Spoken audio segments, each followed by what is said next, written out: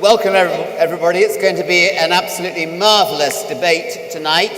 This is the topic of the millennium and how perspicacious of all of you to manage to get tickets tonight to be here. We are going to have a tremendous time. We've got an outstanding panel on both sides.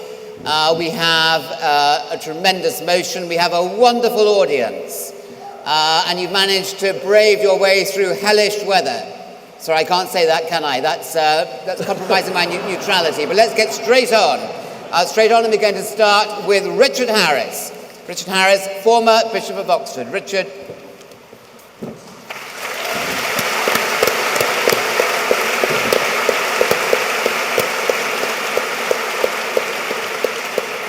Good evening, everybody. It's very natural for parents to be proud of their children, and three mothers were once discussing their achievements. One said, "My son's an ambassador. When he comes into the room, he's addressed as Your Excellency." To which the second mother responded, "My son's a cardinal. When he comes into the room, people call him Your Eminence." The third mother simply said, "My son is 6.5 feet tall with shoulders as wide as a barn. When he comes into the room, people get to their feet and say, 'My God.'" Obviously, nobody here believes in that kind of God. And this poses the question of what God we have in our minds when we say we believe or we do not believe. That is the question, ladies and gentlemen, at the heart of this debate. What kind of God do we accept or reject? Because there are many, many different kinds of atheism.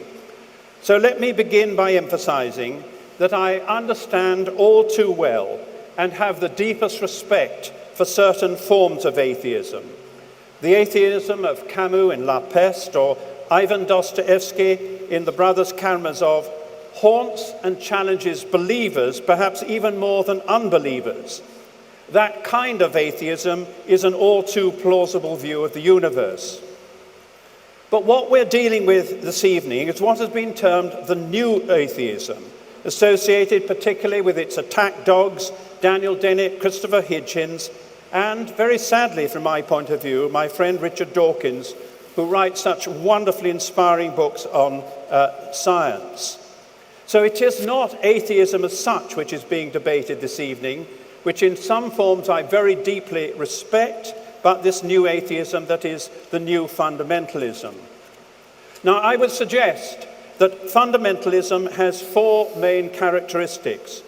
First of all, it's impervious to the facts. Nothing is allowed to count against it.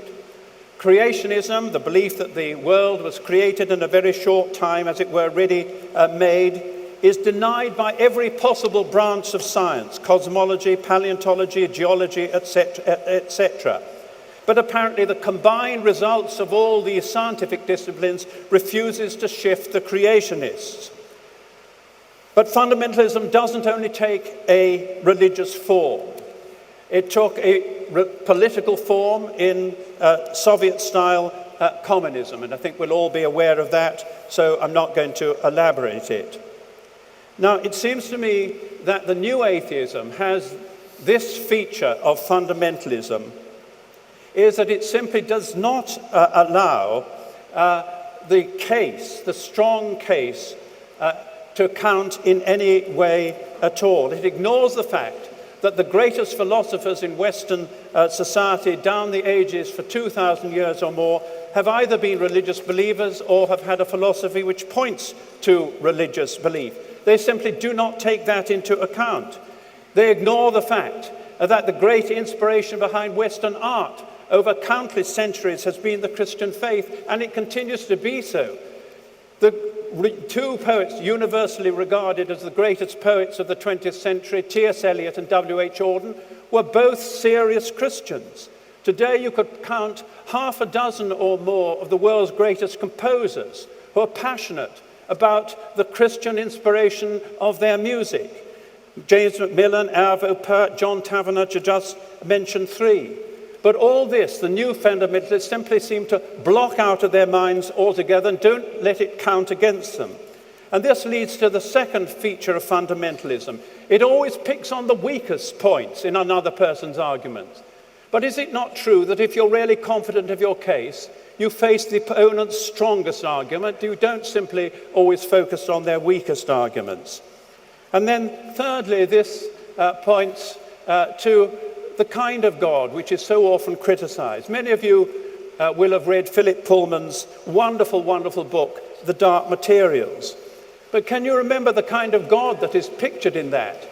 A kind of wizened old human being, nothing better.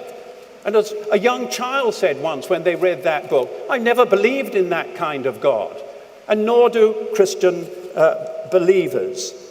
And this points to the fourth and final reason why the new atheism can be described as the new fundamentalism.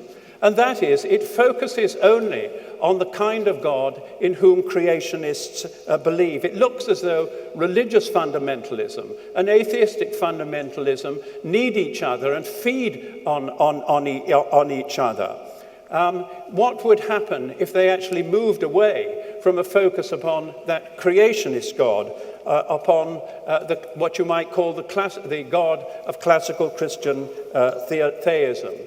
And these four features of fundamentalism, whether it's religious fundamentalism or atheistic fundamentalism, means that there is a great lack of what the 19th century poet Robert Browning called the grand perhaps. There's a wonderful long poem of Browning called Bishop Blougram's Apology, where he spends all night talking with an atheist. And he says to the atheist at one point, how can we guard our unbelief, make it bear fruit to us? The problem here, just when we're safest, there's a sunset touch, a fancy from a flower bell, someone's death, a chorus ending from Euripides, and that's enough for 50 hopes and fears of old and new at once at nature's self to rap and knock and enter our soul. The grand perhaps. Ladies and gentlemen, they don't allow that grand perhaps. And surely that's one of the features of fundamentalism. They don't really allow that to count against them. The kind of God I believe in is very, very different from the kind of God which they are attacking. It's the kind of God which is revealed for me at the end of Rabbi Hugo Grinn's great autobiography, where he says he was in Auschwitz as a child. He hoped God would rescue him. That God never came, and he cried and cried for hours. And then he realized that, as he said, people sometimes ask me, where was God in Auschwitz?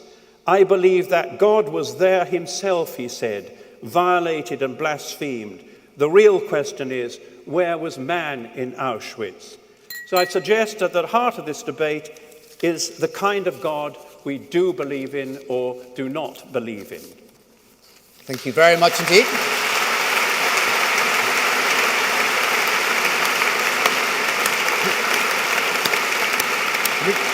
Richard Harris there, manfully combating against an act of God with a downpour, or an act of, just an act actually.